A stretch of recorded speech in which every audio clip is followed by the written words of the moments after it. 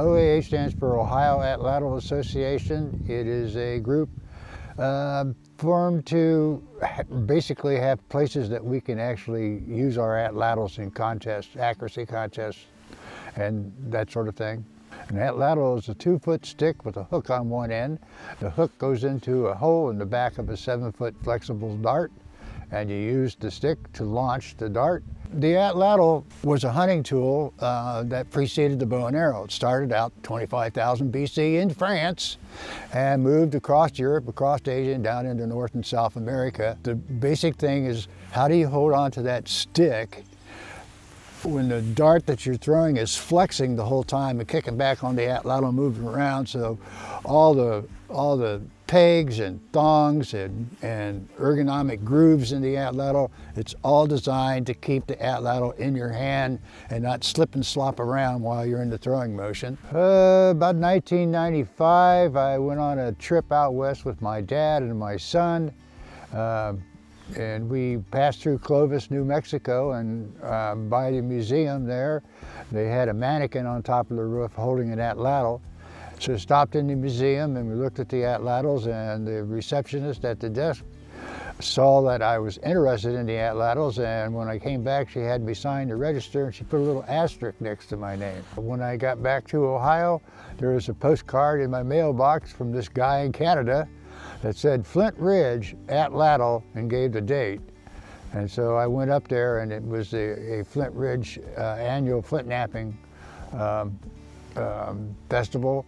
At the end of the day, the flint knappers would take their atlatls and they would go out to a field and they would throw their darts at bales of hay stacked up 75 meters away. Nobody ever hit it. You know, the accuracy was terrible. But I kind of talked to my dad and I said, you know, we ought to come up here next year, make some atlatls and darts and come and beat these guys. And the next year we went up, they actually had a contest and I won. So that made me interested, and the next year I called up to Roy Miller, who runs the Flint Knapping Festival, and I said, you gonna have an atlatl contest? And he said, you gonna run it? So I said, yeah, okay. So I got in touch with the World Atlatl Association and got the target dimensions and all that stuff, made up a bunch of targets and took it up there. And after it was over, a man named Skeeter Kish and Bob Berg and I got together and we formed the Ohio Atlatl Association for the express purpose of actually having some place to go to at least once a year to use our atlatls and darts. Well, we've gone from having one contest a year to now we have 12 contest events a year, weekend long affairs usually, pretty much all over Ohio. We're at the Lake Snowden in Albany, Ohio. That's for the Paw Paw Festival, and for Roar, which is at Selesky State National Forest, west of here. At the larger events like at Coshocton Fairgrounds and at the Paw Paw Festival, we set up a beginner's course for people who have never done it before, can try it out. We provide the atlatls and darts and the targets for them to throw at, and we do teaching. We let people throw 3 darts, okay, and go up 2 or 3 times and throw 3 darts, and then we say, if you want to do it again, get in the back of the line and try it again. And the kids that are like, I don't know, 12 to 14 to 16 years old, they might do it 8 or 9 times during the day.